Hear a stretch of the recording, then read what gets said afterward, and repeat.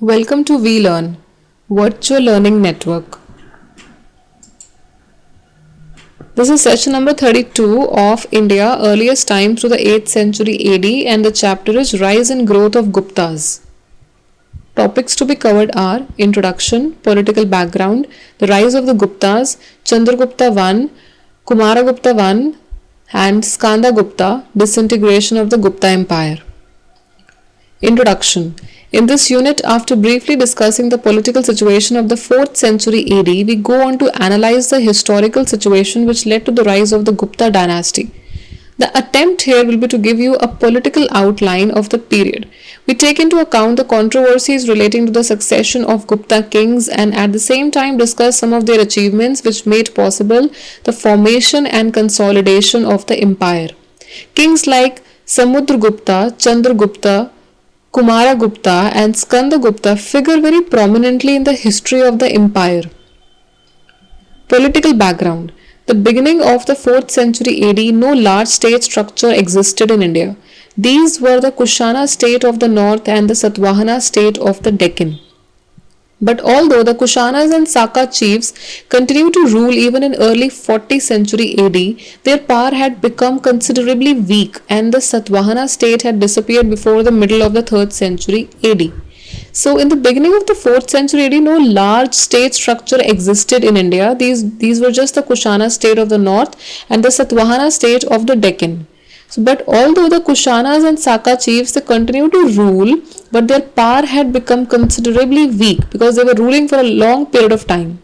This does not, however, mean that there was complete political vacuum. This does not mean that there was nobody to rule or there was nobody ruling.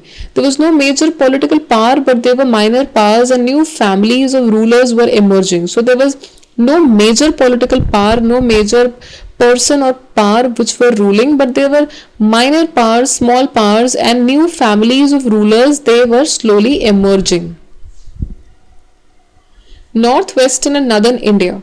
Before the middle of the 3rd century AD, the rule of the Sasanians had been established in Iran and the Sasanian rulers started claiming overlordship over Kushana kings. The mighty Kushana kings of the northwestern India were reduced to the position of subordinates and the Sassanian authority also extended to the Sindh and certain other areas. So the Sassanian authority they extended to Sindh and other areas as well, and the Sassanian rulers, they started claiming overlordship over Kushana kings, that too basically to serve them and to be below them. The mighty Kushana kings of the northwestern India, they were reduced to the position of subordinates and Sasanian authority was extended to Sindh. A large number of coins which are based on earlier Kuhana coins and are found in Afghanistan and Punjab suggest that several branches of rulers, some Kushana, continue to rule in the region. A number of coins which were based on the Kuhana coins, they are found in Afghanistan and they continue to rule in the entire region of Punjab, as well as several branches of rulers. They also ruled in other places as well. Western and Central India, the line of Chastana, to which the well-known Saka, Kshatrapa, Rudramman belonged, continued to rule till 304 AD and then a new line of rulers began to rule. However, Kshatrapa rule came to an end towards the close of the 4th century AD when Gupta ruler Chandragupta XI conquered and annexed their territories. In the region of ancient Vidarbha, the core of which was Nagpur in northeast Maharashtra, a new power had emerged by the middle of the 3rd century AD. The Deccan and South India. The decline of the Satvahana state of the Deccan was followed by the emergence of a number of new royal families in different parts of the Deccan. So the decline of the Satvahana state of the Deccan that led to the emergence of new royal families in Deccan. In coastal Andhra, there was a succession of families like the Ikshwakus, the Salyankayanas and others. In Karnataka, the most important ruling family was that of the Kadambas. The Kadamba power was found by Brahmin Mayurasarman, whose Taluganda inscription gives some interesting details of the circumstances leading to the establishment of the kingdom and also some ideas regarding its extent.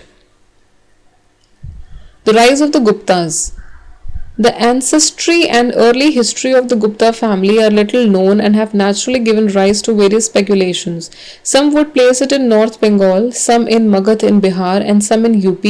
On the basis of the following arguments, it may at the moment be suggested that the original core of the Gupta territory lay in eastern UP. So the nature of the coin hoards of the Guptas found in this region suggests this. The description of early Gupta territories in the Puranas may also point to this. So the description of the early Gupta territories in the Puranas also point to this, and the nature of the coin hoards of the Guptas are also found in this region. Samudragupta. An inscription engraved at a later date on the Ashokan pillar at Allahabad gives us information about Samudragupta's accession and conquests. Harishena, an important official of the state, had composed 33 lines which were engraved on the pillar. The inscription mentions that Maharaja Dhiraja Chandragupta I, in a highly emotional tone, declared his son Samudragupta as his successor. This caused joy among the courtiers and heartburning among those of equal birth. Expansion and consolidation. For the expansion and consolidation of the Gupta power, Samudragupta adopted an aggressive policy of conquest. So an aggressive policy of conquest was followed to expand, for expansion as well as for consolidation of the Gupta power. This initiated a process which culminated in the formation of the Gupta Empire. So an aggressive policy of conquest, of taking different empires, territories was followed, and it was culminated in the formation of the Gupta Empire. However, we have to take note here of the fact that in certain regions, particularly in the south, the kings whom he had defeated rule over their regions. Of course, they accepted his sovereignty and paid tributes. They accepted his sovereignty, and they also paid tributes for that. Chandragupta II. The Gupta inscriptions mention Chandragupta II as Samudragupta's successor. But on the basis of literary sources, some copper coins and inscriptions, it is suggested that the successor was Samudragupta's other son, Ramagupta. Vishaka Datta's Rama Devi Chandragupta mentions that Chandragupta II killed his elder brother Ramagupta. He did this because Ramagupta was facing defeat at the hands of the Sakas, and in order to save the kingdom, he had agreed to surrender his wife to the Saka king. Kumaragupta I. Chandragupta II was succeeded by his son Kumaragupta. We get information about him from certain inscriptions and coins. So certain inscriptions and coins give us this information. For example, the earliest known inscription of this period is from Bilsad, which is dated 415 AD. The Karamdanda Faizabad inscription of Kumaragupta's minister 436 AD mentions his fame having spread to the four oceans. A stone inscription from Mansar 436 AD mentions Kumaragupta as reigning over the whole earth. First, the earliest inscription was from Bilsad, and next the Kumaragupta's minister having said that he had fame being spread to four oceans, and after that Kumaragupta was reigning over the whole earth. Skandagupta, who succeeded Kumaragupta I, was perhaps the last powerful Gupta monarch. To consolidate his position, he had to fight the Pushyamitras, and the country faced Huna invasion from across the frontiers in the northwest. However, Skandagupta was successful in throwing the Huns back. It appears that these wars adversely affected the economy of the empire, and the gold coinage of Skandagupta bears testimony to that. In comparison to the gold coins of the earlier rulers, the types of gold coins minted by Skandagupta were limited. So the type of gold coins minted by Skandagupta, they were limited. Disintegration of the Gupta Empire. Huna invasions. From the time of Kumaragupta I, the northwest borders had been threatened by the Hunas, a Central Asian tribe which was successfully moving in different directions and was establishing pockets of rule in northwestern, northern and western India.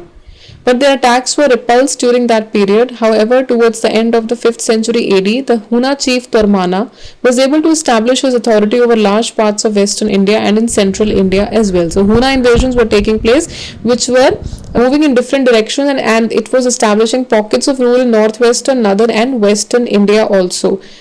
First, the attacks were repulsed, but after that, it was able to establish his authority over large parts of western and central India. Administrative weaknesses. The policy adopted by the Guptas in the conquered areas was to restore the authority of local chiefs or kings once they had accepted Gupta's sovereignty. In fact, no efforts were made to impose a strict and effective control over these regions. Hence, it was natural that whenever there was a crisis of succession or a weak monarchy within the Gupta Empire, these local chiefs would re-establish their independent authority. This created a problem for almost every Gupta king who had to reinforce his authority. So, what happened was there was no strict and effective control over these regions, and it was natural that whenever there was a crisis of succession or any weak monarchy happened within the Gupta Empire, the local chiefs they would re-establish their independent authority, which led to its lot of weaknesses and decline. So these are some of the questions. You have to do it yourself. Question number 1. Discuss in about 10 lines the military campaigns of Chandragupta II. And question number 2. Discuss in 10 lines the factors which brought about the disintegration of Gupta Empire. That's all. Thank you. Happy learning. We learning.